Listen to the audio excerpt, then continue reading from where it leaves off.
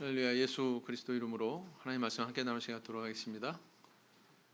오늘은 사무엘상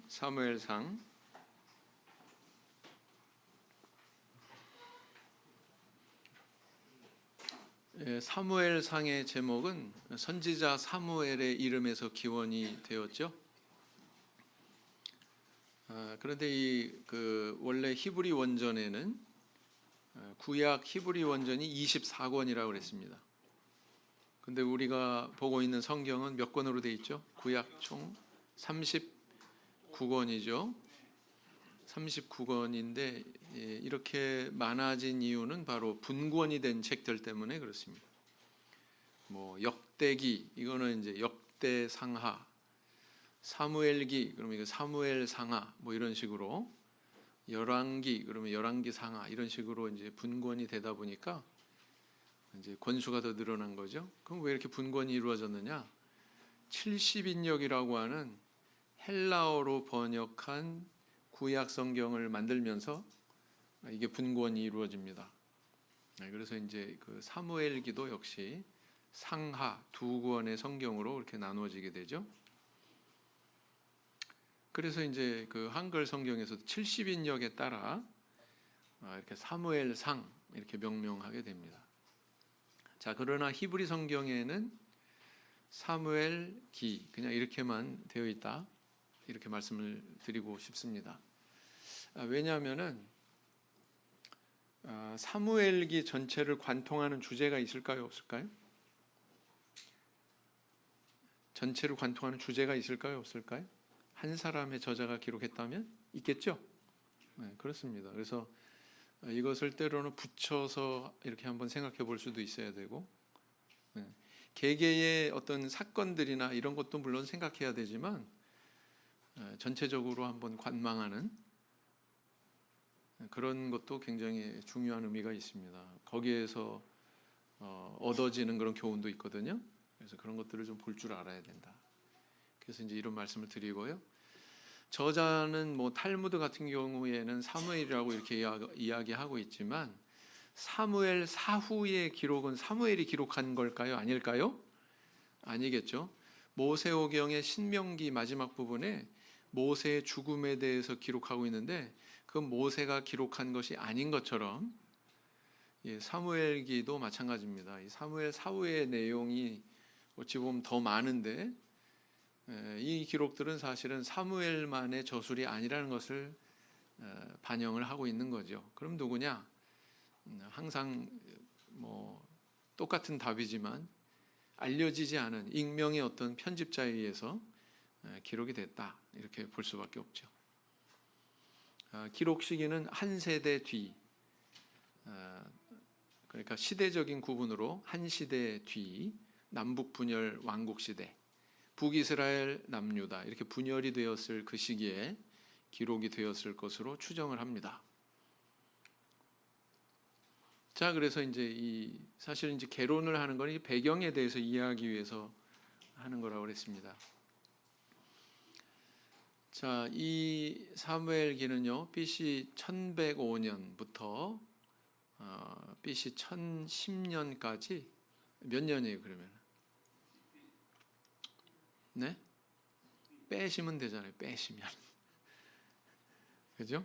한 95년 정도 기간 동안에 내용을 기록을 하고 있다, 이렇게 볼 수가 있습니다.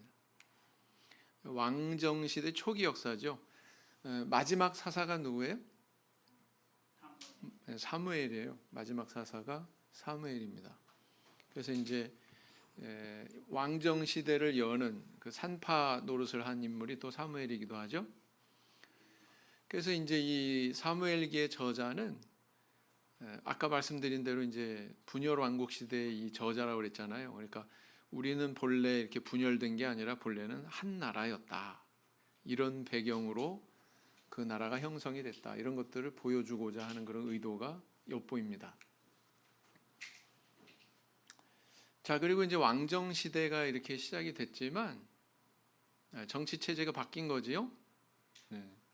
이스라엘 백성들이 이방 나라들의 그런 정치 체제를 흠모한 거예요. 그래서 우리도 왕이 우리를 다스려 줬으면 좋겠다, 그래서 왕 제도를 요구를 하거든요. 네, 하나님은 이것을 기뻐하셨어요? 싫어하셨어요? 네, 기뻐하지 않으셨습니다. 싫어하셨습니다. 그럼에도 불구하고 들어주셨어요. 그죠? 이걸 주목해 볼 필요가 있습니다. 너희들이 왕정 제도를 채택한다면 이러저러한 그런 유감스러운 일이 일어날 거야. 별로 좋지 않은 일이 일어날 거야. 너희들이 가지고 있는 것 중에 제일 좋은 거 왕한테 줘야 되고, 그죠? 너희 자녀들 데려다가 왕 시중 들게 하고 그래야 되는 거야. 그래도 백성들이 뭐라고 그랬어요? 왕정 제도를 요구했죠. 네, 그렇습니다. 마치 부모님들이 이게 나쁜 줄은 알아요, 그죠? 근데 자꾸 자녀가 졸으면 어떻게 해요? 자꾸 졸고 그러면은 사탕 사주잖아요, 그죠? 이제 더 이상 사탕 먹을 일은 없을 겁니다. 종목을 바꿔가지고. 자, 그래서 그런 마치 부모와도 같은 그런 하나님의 모습을 비추고 있다, 이렇게 볼 수가 있습니다. 그러나 거기에 대한 책임은 인간이 지는 거죠. 왕정 제도를 채택한 그 결과는 어떻게 생각하세요? 마지막에 가서의 결과. 하나님이 별로 기뻐하지 않으셨어요? 바람직하지 않아. 그랬는데 인간이 그냥 우격다짐으로 이렇게 채택을 했는데 결국에 가서는 왕정 제도는 실패한 거잖아요. 왕이 통치하는 그 나라 나중에 분열했고, 분열된 각각의 나라가 멸망하는 걸로 그 역사가 끝나잖아요. 맞죠? 그래서 이렇게 사람은 항상 불완전하기 때문에 그 선택한 것이 별로 좋지 않은 결과를 가져옵니다. 그 근본 뿌리를 봐야 돼요. 그래서 비록 이렇게 왕정 체제를 채택하고 왕이 세워지지만 이방 나라와 같은 그런 나라는 아니에요. 네.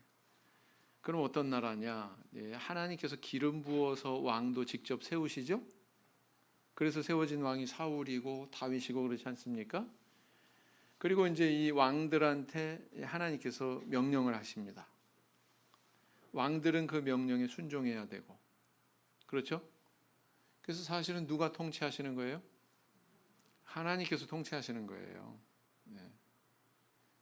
이렇게 왕들이 잘 순종하고 올바른 길을 걸어가면은 그 왕국이 견고해지는데 백성들도 행복하고 그럴 수 있는데, 만약에 이 왕이 삐딱해가지고 하나님 명령 어기고 곁길로 가면은 백성들도 따라서 불행해지고 이런 거죠. 네. 네, 그런 제도였다. 자, 그래서 이제 그 새로운 정치 체제와 더불어서 전체적인 흐르고 있는 구도가 있는데요. 그 구도의 특징을 한마디로 하면 대조 구도다, 이렇게 얘기할 수가 있습니다. 대조. 두 가지가 반대의 입장에 서는 게 대조지요. 네. 그래서 이제 보면은 1장부터 누가 등장하냐면 엘리 가정, 엘리 제사장 가정이 등장하고요. 또 그거와 상대적으로 한나라고 하는 한 여인의 가정이 등장합니다. 맞죠? 네. 이 두 가정을 대조시키면서 사무엘기의 내용을 시작하고 있어요. 그럼 이 두 가정의 대조의 내용이 어떻게 구체적으로 두드러지느냐? 이 가정의 자녀들을 조명합니다. 엘리 제사장의 두 아들 이름이 뭐예요? 홈니와 비느하스. 이 자녀들이 어떻게 행동했는지에 대해서 기록하고 있고요. 또 한나가 낳은 그 사무엘이라고 하는 그 자녀가 어떻게 정결하게 하나님 앞에서 성장하는지에 대해서 조명을 하고 있습니다. 두 가지가 병행하고 있어요. 두 가정 이야기가. 우리는 성경을 이렇게 똑 떼가지고 부분 보면 전체적으로 이런 대조 구도가 흐르고 있다는 걸 잘 발견을 못해요. 이걸 발견하기 위해서 지금 개론을 하는 거예요. 그 다음에 또 뭐가 후반부에 가서 대조가 되고 있냐면요, 불순종의 길을 걸어간 왕 사울, 그리고 또 이제 순종의 길을 걸어간 차기 왕 후보자 다윗, 이 두 인물이 대조를 이루면서 이렇게 쭉 흘러가고 있거든요. 그래서 앞쪽에는 두 가정에 대한 대조, 뒤쪽에는 이 두 왕에 대한 대조가 이렇게 이루어지면서 이야기가 엮어지고 있는 거란 말이에요. 이게 이제 사무엘상 전체에 흐르고 있는 그런 모습이다, 이렇게 볼 수가 있습니다. 그래서 이런 대조 구도 속에서 뭘 우리가 발견하게 되느냐? 우정, 또 사랑, 충성, 미움, 질투, 시기, 뭐 이런 인간의 긍정적인 모습, 부정적인 모습, 인간 내면에 있는 그런 아름다운 모습, 추한 모습, 이런 것들이 다 드러나면서 이야기를 엮어가고 있거든요. 자, 이런 내용을 드러내고 있는 것은 성경의 목적이 무엇이냐에 대해서 명확하게 전달하고 있는 겁니다. 성경에 역사 이야기 있습니다. 그러나 역사책 아니에요. 성경에 무슨 정치 체제 이야기 있습니다. 그러나 무슨 정치 이야기 하고 있는 거 아닙니다. 그렇죠? 철저하게 그 대상이 뭐냐면 사람이다. 사람 중에서도 그 사람의 내면이다, 이렇게 볼 수가 있습니다. 그래서 인간의 어떤 그 하나님 앞에서 갖춰야 되는 인간으로서의 아름다운 모습, 내적인 성품을 조명하고 있고요. 그것을 소유하고 그런 형상을 이루기 위해서는 이렇게 하나님 앞에 순종의 길을 걸어가야 된다. 이것을 끊임없이 이야기하고 있거든요. 그래서 여기에도 하나님께는 이러해야 되고 사람한테는 이러해야 된다. 수직적인 것과 수평적인 것을 다 다루고 있습니다. 네. 가장 큰 계명을 기억하시면 돼요. 그죠? 하나님 사랑하고 사람 사랑하는, 그죠? 네. 그런 어떤 커다란 틀 속에서 또 이 내용들이 쭉 엮어지고 있다, 이렇게 볼 수가 있습니다. 그래서 사무엘상의 내용은 크게 세 토막으로 나눌 수 있다. 첫 번째는 이제 사무엘 이야기, 두 번째는 사울 이야기, 세 번째는 다윗 이야기, 이렇게 하고 있다. 간단하게 기억하시면 될 것 같아요. 맨 처음에 누구 이야기라고요? 사무엘 이야기, 그다음 사울 이야기, 그다음 다윗 이야기, 이런 식으로 기억을 하시면 될 것 같습니다. 그래서 1장부터 7장까지는 사무엘 선지자를 조명을 하고 있죠. 사무엘이 출생하기 전부터 이야기가 다루어지고 있습니다. 자녀가 없어서 막 수모를 당하는 여인의 이야기부터 시작하고 있죠. 여기에는 이제 서원 기도의 모범을 보인 한 신앙인의 또 모습도 우리가 발견할 수가 있습니다. 하나님을 향해서 서원 기도한 여인, 한나, 그죠? 우리 교회 그래가지고 참 그 한나를 좋아하는 분이 많은가 봐요. 성직자 영명 정하면은 참 한나가 많아요. 한나가, 그죠? 자, 그 다음에 이제 계시를 받는 사무엘의 이야기가 있고요. 또 블레셋과의 전쟁에서 언약궤를 빼앗기는 아주 불행한 그런 일을 당하는 일도 기록을 하고 있습니다. 자, 이 여인이 등장하면서 또 상대적인 그런 가정, 엘리 제사장도 등장을 하죠. 네. 하나님께 저렇게 간절하게 서원기도하는 여인에 대해서 축복의 말을 또 하는 그런 엘리 제사장의 모습을 조명하고 있습니다. 읽어보겠습니다. 시작.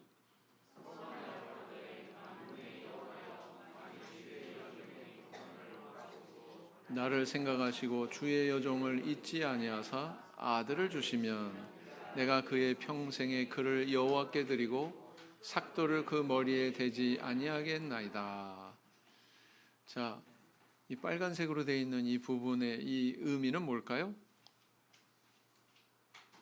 나시린으로 바치겠다는 뜻이죠. 자원에서 하나님 앞에 하나님을 섬기는 일을 하는 그런 나시린으로 이 아들을 드리겠습니다. 이런 생각을 해볼 수가 있어요. 그럼 못하러 구했나? 그죠? 이 자녀 받아가지고 자녀 뭐 육신적으로 잘 되고 출세하고 이름 내고 그런 욕심도 있었을 것 같은데 준 거 그대로 주신 거 그대로 어떻게 해요? 하나님께 돌려드린다는 거 아니에요. 그죠?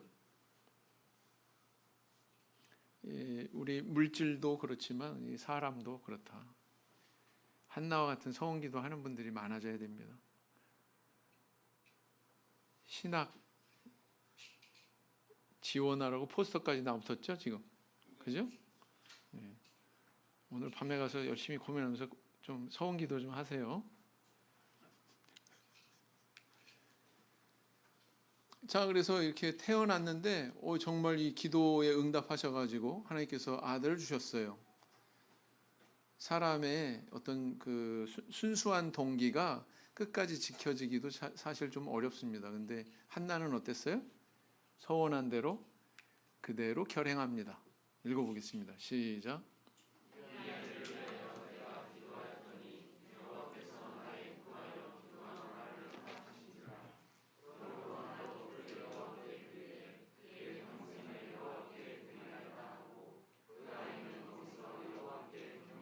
네, 이랬잖아요. 그대로 결행했잖아요.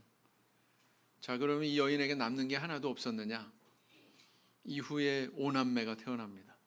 그죠? 이것도 참 놀라운 사실이에요. 자, 그렇게 하나님께 바쳐진 이 아이는 어렸을 때부터 참 남달랐죠. 너무 어려서 하나님께서 이렇게 계시로 나타내는 음성을 분별을 못 해가지고 엘리 제사장이 자신을 부르는 줄 알고 착각을 하고는 가서 부르셨어요. 저 부르셨어요? 몇 번을 거듭하잖아요, 그죠? 근데 이제 이 아이가 이제 하나님의 음성을 통해서 계시를 받는데 그 계시의 내용이 뭐냐면 참 아이러니하죠. 사무엘 자신에 대한 이야기거나 아니면 어머니 한나에 대한 이야기가 아니고 엘리 제사장 가정에 대한 내용을 이 아이가 계시로 받습니다. 맞죠? 좋은 내용이에요? 나쁜 내용이었어요?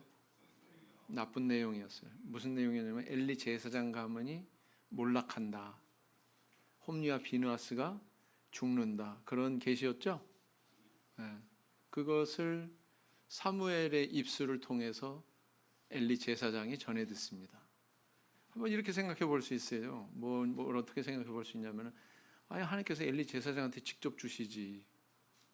참 사무엘이 어린 나이에 입장도 곤란했겠다.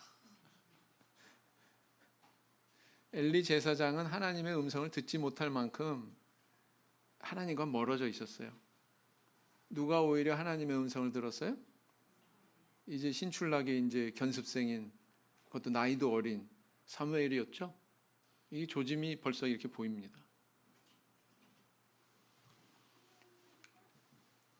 자, 한번 읽어보겠습니다. 시작.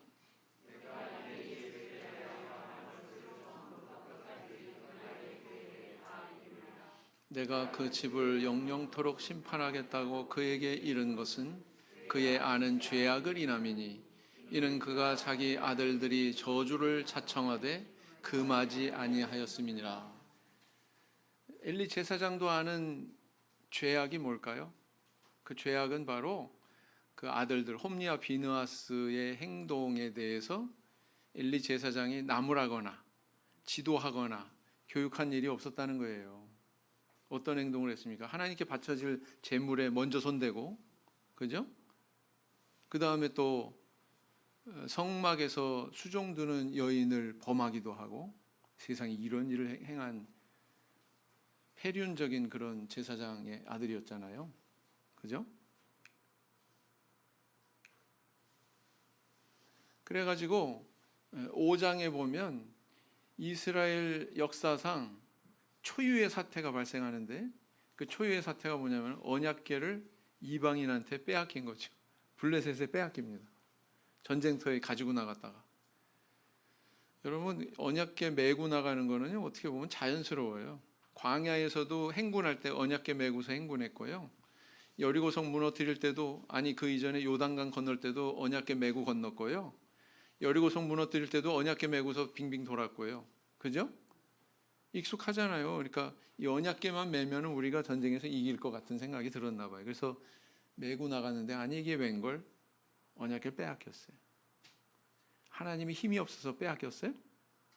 하나님이 무능하기 때문에 빼앗긴 겁니까? 아니에요. 사실은 홈리와 비느하스의 그런 망령된 행실에 대한 일종의 하나님의 심판이었죠. 그죠? 이 언약궤가 다곤 신전에 그렇게 보관이 됐는데요. 갑자기 하룻밤 지나서 눈 뜨고 보니까 막 다곤 신이 막 그냥 넘어져 있고, 다시 세워놓으니까 뭐 팔다리가 부러져 있고 막 해코지를 자꾸 당하는 거예요. 그러니까 하는 수 없이 거기다가 뭐예요, 웃돈 던져가지고 돌려봤잖아요, 언약궤를. 그죠? 그랬거든요. 그래서 법궤가 다시 돌아옵니다. 그러고 나서 이제 7장에 가서 미스바에서 그 유명한 회개 운동이 이루어지죠. 이 회개 운동을 통해서 블레셋이 또 쳐들어오고 전쟁을 수행하게 되고, 생각지도 않은 대승을 거둬가지고 잃었던 영토까지 다 되찾습니다. 그래서 그 승리가 얼마나 큰지 지명이 생기게 되죠. 뭐예요? 에벤에셀. 여기 읽어보겠습니다. 형제반, 밑에 자매반. 시작. 하나님의 궤는 빼앗겼고 엘리의 두 아들 홈리와 비느하스는 죽임을 당하였더라. 밑에. 하나님의 궤를 말할 때에 엘리가 자기 의자에서 자빠져 문 곁에서 목이 부러져 죽었으니 나이 많고 비둔한 영고라. 그가 이스라엘 사사가 된 지 40년이었더라. 그래서 한날에 이 엘리 제사장 가문이 그냥 다 몰락을 해버려요. 하나님께서 계시한 대로. 그죠? 홈리와 비느하스 죽었다는 소식은 꿈쩍도 안 했어요, 엘리 제사장이. 근데 언약궤 빼앗겼습니다. 그러니까 깜짝 놀래가지고 뒤로 자빠져가지고 죽지 않습니까? 그로 인해서 며느리가 아들을 낳는데, 엘리의 며느리가 아들을 낳는데 기뻐하지도 못하잖아요. 그죠? 얼마나 참 안타깝습니까? 그렇게 몰락했다, 엘리 제사장 가문이. 그런데 반면에 부상하는 나시린 출신의 선지자, 누구요? 사무엘. 여기서 묘한 대조가 이루어집니다. 뭐냐? 언약궤를 빼앗긴 장소가 어디였어요? 네? 에벤에셀. 사무엘상 5장 1절이 있어요. 자, 읽어보겠습니다. 시작. 블레셋 사람이 하나님의 궤를 빼앗아 가지고 에벤에셀에서부터 아스돗에 이르니라. 7장 12절 시작. 사무엘이 돌을 취하여 미스바와 센 사이에 세워 가로되 여호와께서 여기까지 우리를 도우셨다 하고 그 이름을 에벤에셀이라 하니라. 이거 제가 설교할 때 설명드렸어요. 맞죠? 왜 5장에부터 에벤에셀이 존재하냐? 이름은 7장에 지었다고 그랬는데, 아까 말씀드렸습니다. 이거는 분열왕국 시대에 기록이 됐어요. 그러니까 이미 지명이 형성된 그때에 이걸 기록하고 있으니까 이렇게 기록하고 있는 거다, 지명을. 동명이지가 아니다, 이런 말입니다. 그래서요, 여기 아주 눈에 확 들어오는 그런 대조 구도가 있잖아요. 언약궤를 빼앗기게 만들었던 홈리와 비느하스, 그들의 이런 망령된 행실을 통해서 하나님께서 저주를 내리셨던 그 에벤에셀이 나중에 어떻게 바뀐 거예요? 사무엘 선지자를 통해서. 홈리와 비느하스는 죽고 사무엘을 통해서 승리의 기념비를 세우는 장소로 바뀌었죠. 여러분들 뭘 알 수 있습니까? 잘 키운 신앙인 한 사람, 내 자녀 신앙인으로 잘 키우면 그 가정만 흥하는 게 아니에요. 어떻게 돼요? 교회 전체가 흥할 수 있는 거예요. 하나님 나라가 이렇게 커질 수 있는 거예요. 그렇죠? 그걸 보여주고 있는 거예요.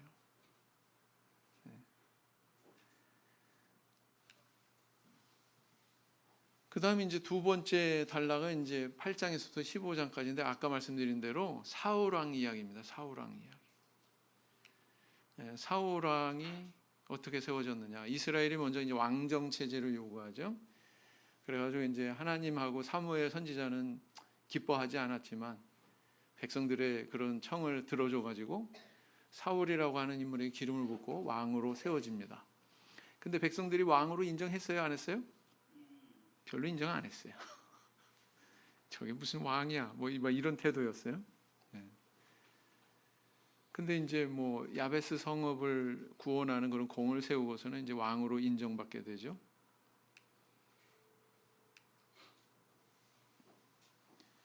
사울 왕이 맨 처음에는 좀 그 수줍어하기도 하고 또 좀 건실한 그런 마음가짐을 가지고 있던 청년이 분명합니다. 그러니까 아마도 하나님께서 왕으로 세웠겠죠. 근데 시간이 지나면서 자기 직분이나 직책에 대해서 잘 처신을 못 해가지고 교만함이 싹트면 이렇게 된다는 걸 보여주고 있죠. 사울이. 자, 전쟁이 터졌습니다.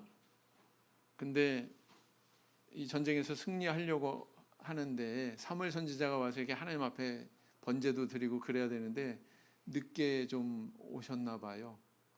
그래도 그렇지 하나님 앞에 제사 지내는 이 일을 사울 왕 자신이 그냥 집례해 버리죠. 자기가 그 하나님께서 금하신 일이에요, 허락하신 일이에요? 금하신 일이죠. 그건 사무엘의 영역이에요. 사무엘 선지자의 영역이에요. 그걸 범합니다. 그래가지고 여기에서 이제 그 하나님께서 왕을 버렸다고 이렇게 선언합니다. 근데 당장 버렸어요? 안 버렸어요? 그 이후에도 수십 년 왕 행세해요. 사울이. 근데 이제 사울이 그것만 잘못한 게 아니라 지속적으로 이제 잘못을 하죠. 경솔하게 맹세하고 그 맹세를 통해서 공을 세운 요나단을 오히려 죽이겠다고 막 설치고 그러지 않습니까? 꿀 찍어가지고 먹었다고 그 기운이 솟아가지고 막 더 전쟁을 열심히 했는데 나중에 가서 자기가 입으로 낸 맹세 때문에 왕 체면 때문에 요나단이라도 죽일 거야 이렇게 나오지 않습니까? 공교롭게 또 제비 뽑으니까 누가 나와요? 누가 범인으로 나와요? 요나단이 나오지 않습니까? 그런 어떤 경솔함 이런 것도 이제 보이게 되고요. 그래서 이제 그 15장에 가서는 하나님께서 이제 뭐 아말렉 족속을 멸해라 하나도 남기지 말고 다 멸해라 이랬는데 사울은 어떻게 행동했어요? 다 멸했습니까? 그 아각 왕도 살리고 그죠? 그 노획물 중에서 좋은 것들 다 선별해 가지고 이렇게 전리품으로 가져오고 그러지 않았습니까? 이때 아주 유명한 말이 사무엘 선지자 입에서 나가죠. 네, 그렇습니다. 근데 사울 왕은 맨 처음부터 그러진 않았어요. 그가 어떤 사람이었는지 한번 봅시다. 위에 형제반, 밑에 자매반. 시작.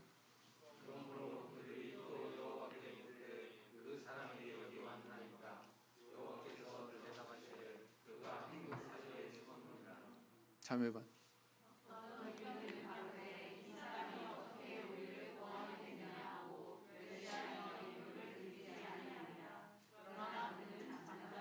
네. 왕으로서 세워졌는데 무시했어요. 어떤 사람들이.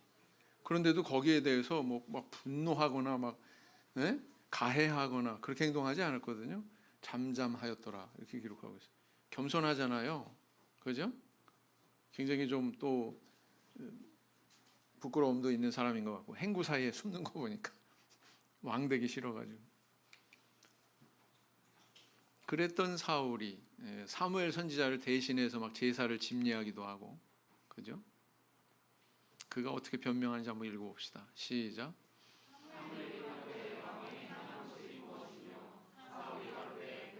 나에게서 흩어지고 당신은 정한 날에 오지 아니하고 블레셋 사람은 믹마스에 모였음을 내가 보았으므로 이에 내가 이르기를 블레셋 사람은 나를 치러 길갈로 내려오겠거늘 내가 여호와께 은혜를 간구치 못하였다 하고 부득이하여 번제를 드렸나이다. 부득이하여 드렸대요. 그죠? 또 15장에 가서는 아말렉 족속을 멸하라고 하는 것에 불순종한 한번 생각해 보세요.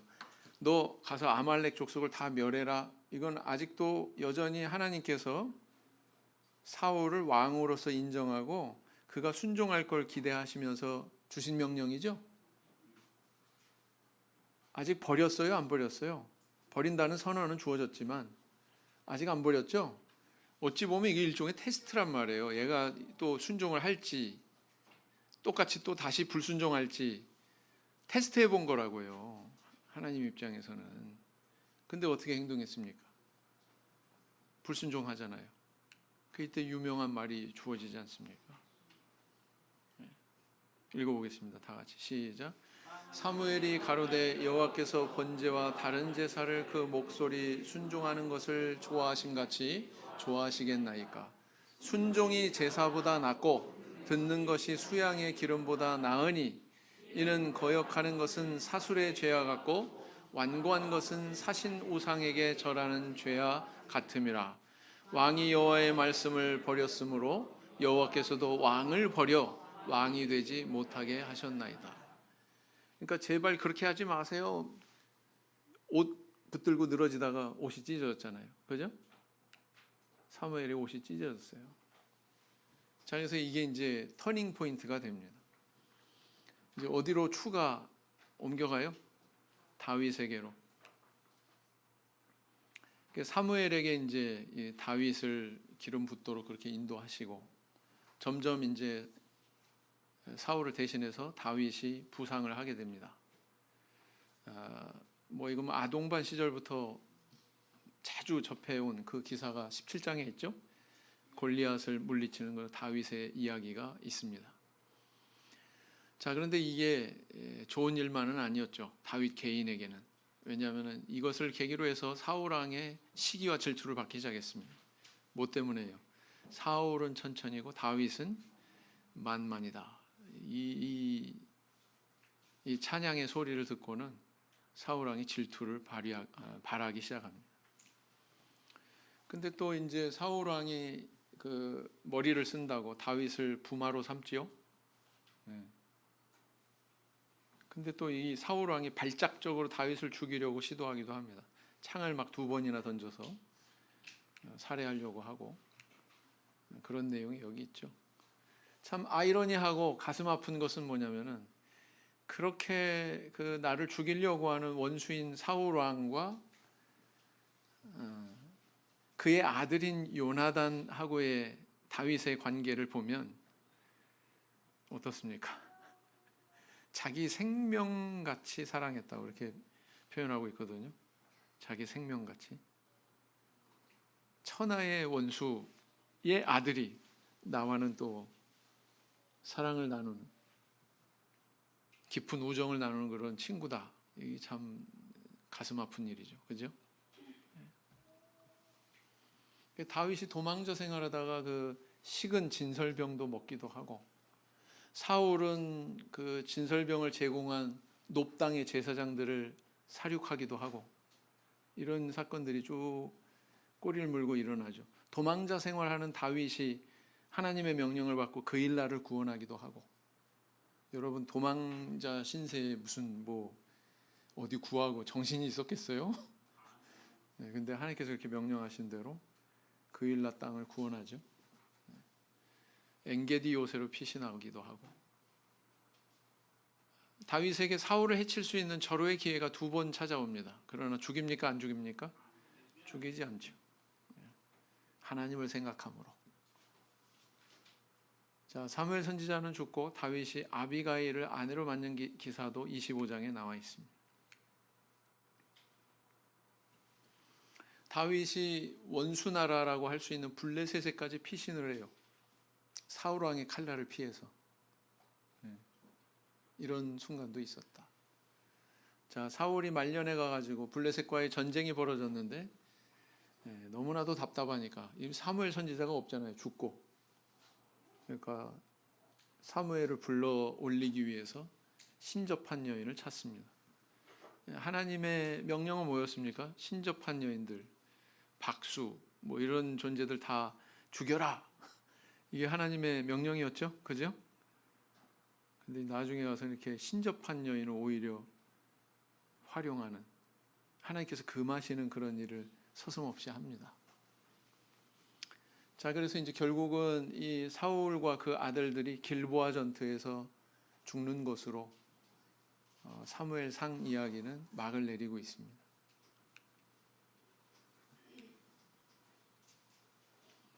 읽어보겠습니다. 시작. 이에 보내어 그를 데려오매 그의 빛이 붉고 눈이 빼어나고 얼굴이 아름답더라. 여호와께서 가라사대 이가 그니 일어나 기름을 부으라. 사무엘이 기름불을 취하여 그 형제 중에서 그에게 부었더니 이날 이후로 다윗이 여호와의 신에게 크게 감동되니라. 사무엘이 떠나서 라마로 가니라. 그래서 이제 사울 왕 곁에서 수금 타는 그런 일도 했었고, 지나가겠습니다. 골리앗을 때려 눕히기도 하고. 여기서 주목해 볼 것은 요 47절에 보면 읽어볼까요? 시작. 또 여호와의 구원하심이 칼과 창에 있지 아니함을 이 무리로 알게 하리라. 전쟁은 여호와께 속한 것인즉 그가 너희를 우리 손에 붙이시리라. 요나단임에서 똑같은 말이 나오죠? 다윗과 요나단이 왜 친해진 줄 아세요? 생각하는 게 똑같아서 그래요. 사울 왕은 그런 공을 세운 다윗을 2번이나 창을 던져서 죽이려고 하죠. 위에 형제반, 밑에 자매반. 시작. 사울이 이 말에 불쾌하여 심히 노하여 가로되 다윗에게는 만만을 돌리고 내게는 천천만 돌리니 그에 더 얻을 것이 나라밖에 무엇이냐 하고. 10절. 사울이 단창으로 다윗을 벽에 박으려 하였으나 그는 사울의 앞을 피하고 사울의 창은 벽에 박힌지라 다윗이 그 밤에 도피하매. 자, 그러고는 이제 요나단하고는 이별을 고하게 됩니다. 도망자 생활이 시작이 된 거죠. 이 기간이 한 10년이라고 그래요. 다윗이 도망자 생활한 게 참 길기도 하죠. 네. 자, 형제반 밑에 자매반. 시작. 다윗이 사울에게 말하기를 마침에 요나단의 마음이 다윗의 마음과 연락되어 요나단이 그를 자기 생명같이 사랑하니라. 그다음 시작. 요나단이 다윗에게 이르되 평안히 가라. 우리 두 사람이 여호와의 이름으로 맹세하여 이르기를 여호와께서 영원히 나와 너 사이에 계시고 내 자손과 네 자손 사이에 계시리라 하였느니라. 다윗은 일어나 떠나고 요나단은 성으로 들어오니라 그랬어요. 이게 이제 마지막으로 헤어지는 거죠, 그죠? 이 말대로 다윗은 나중에 요나단의 다리 저는 아들을 선대합니다. 이름이 뭐예요? 무비보셋. 성경 통독 열심히 하시네요. 대답 잘 하시는 거 보니까.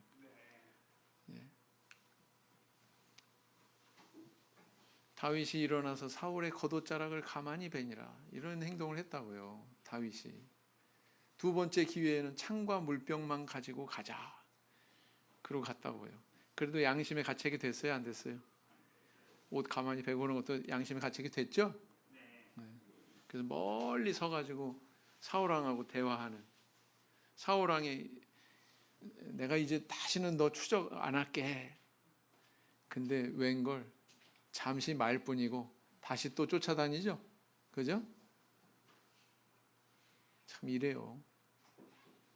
이 정신이 타락하고 마음이 타락하게 되면 이렇게 변덕이 이렇게 됩니다.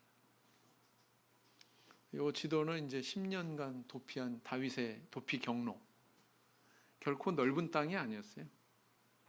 해외로 뭐 비행기 타고 도주하고 그런 게 아니었습니다. 그죠? 얼마나 불안했을까? 언제 죽을지 모른다고 하는 공포감이 있었을까?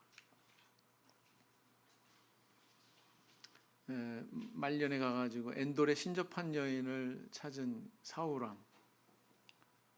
결국은 저게 사무엘의 영일까요? 아니면 귀신이 가장한 걸까요? 귀신이 가장한 거겠죠? 그죠? 이것도 잘못 이해해가지고 무슨 이상한 또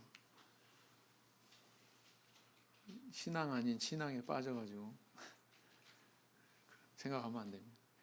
사울왕의 오점을 단편적으로 이해하면 안 됩니다. 마치 롯의 처가 한 번 뒤돌아봤는데 소금기둥됐다 이런 식으로 야 뒤 한 번 돌아봤는데 소금기둥됐네 이런 식으로 이해하면 안 돼요. 왜요? 사울왕은 지속적으로 잘못을 저질렀습니다. 그래서 맨 처음에는 겸손하고 하나님 경외하는 마음도 있었지만 불순종하고 변명하고 군사를 의지하고 하나님보다 거짓말하고 변명하고 시기하고 또 학살하고 제사장 학살했잖아요, 그죠? 그 다음에 뭐 하나님을 빙자해서 뭐 자기 이름 높이는데 급급했고 막 이런 것들을 계속 반복하다 보니까 이 사람이 권력에 취해 있었구나, 그죠? 왜 다윗을 죽이려고 그랬어요? 이 나라가 저한테 돌아가겠구나, 이 불안감이 있었어요, 없었어요? 있었죠. 마치 헤롯 대왕 같이 그런 인물이었다라는 거예요. 그래서 이제 결국은 길보아 전투에서 왕자들과 함께 전사해버리는 이런 불행한 결말을 맞이하게 되죠. 그래서 아까 말씀드린 대로 두 가지 커다란 대비 구도, 대조 구도를 이루고 있다. 두 가정의 신앙의 모습에 대해서 엘리 제사장 가정, 한나의 가정. 그래서 신앙 교육의 중요성에 대해서 이렇게 강조하고 있고요. 사울 왕과 다윗의 대비 구도, 대조 구도를 통해서 이렇게 여러 가지 인간의 내면의 여러 가지 아름다운 점, 추한 점을 내비치고 있다라는 것입니다. 그래서 사무엘상의 전체적인 교훈은요, 첫 번째, 신분 고하가 아니라 경외함으로 축복이 결정된다. 목회자 가정이라고 축복이 결정되는 게 아니에요. 장로, 집사, 성직자 가정이라고 축복이 그걸로 결정된 게 아니에요. 아시겠어요? 네. 어떤 삶을 사느냐, 어떤 신앙의 길을 가느냐가 축복을 결정하는 거예요. 그렇겠죠? 한나가 보여주지 않습니까? 그다음 신앙교육에 소홀한 집안은 몰락하고 힘쓰는 집안은 흥왕한다. 그래서 자기 그 집안만 일으키는 게 아니라 교회 전체, 민족 전체를 이롭게 한다. 오늘날로 얘기하면 교회고, 그죠? 사무엘 선지자가 바로 그런 민족을 다시 일으킨 것처럼 그런 큰 쓰임받는 존재가 된다라는 겁니다. 그 다음 세 번째, 사람을 높이고 낮추는 것은 하나님의 권세다. 누가 기름 부으셨어요? 하나님. 누가 폐위를 선언하셨어요? 하나님. 선언하신 대로 됐어요, 안 됐어요? 됐어요. 그 다음 네 번째, 교만한 자는 낮아지고 겸손한 자는 높아진다. 이거 보여주고 있죠? 사울과 다윗을 통해서. 그 다음 다섯 번째, 불순종과 순종의 여부가 인간의 흥망을 결정한다. 그래서 이렇게 불순종의 길을 걸어간 사울의 최후, 순종의 길을 걸어간 다윗 대조가 되고 있습니다.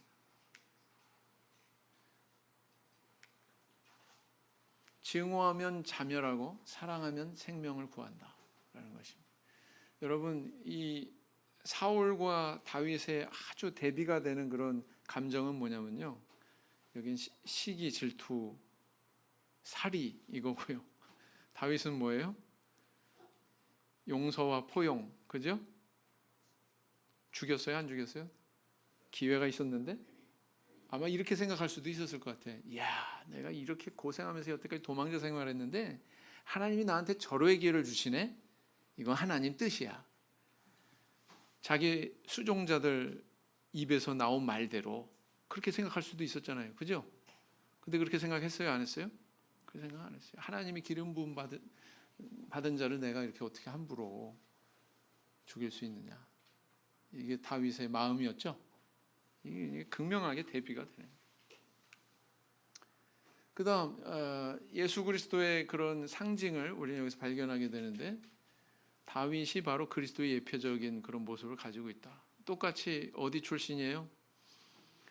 베들레헴 출신이고, 또 이렇게 다윗이 골리앗을 물리친 것처럼 예수 그리스도께서 마귀를 물리치신 것을 이렇게 표상하고 있다. 이런 관점에서 볼 수가 있는 거죠. 또 이 사울왕 때문에 심한 고통을 당한 것처럼 예수님은 그때 당시 종교 지도자들로부터 같은 심한 고통을 당한 그런 길을 가셨죠. 다윗이 이렇게 원수인 사울을 오히려 사랑하고 해치지 않은 것처럼 예수 그리스도께서는 원수된 인류를 사랑하시고 십자가에서 피 흘려 주셨다. 이런 예표적인 관계를 가지고 있다라는 겁니다. 자, 오늘 여기까지 살펴봤습니다. 묵상 기도하시겠습니다. 아멘. 자, 이 시간 찬송 약하고요. 바로 기도하도록 하겠습니다. 충분히 기도하겠습니다. 오늘 주신 말씀 속에서 내게 주신 음성 붙드시고 기도하시고, 또 우리의 기도가 필요한 제목들이 있습니다. 또 우리 성도들이 있습니다. 그래서 기억하시고 기도해 주시기 바랍니다. 같이 기도하겠습니다. 할렐루야. 거룩하신 주 예수 그리스도 이름으로 기도드리옵나이다.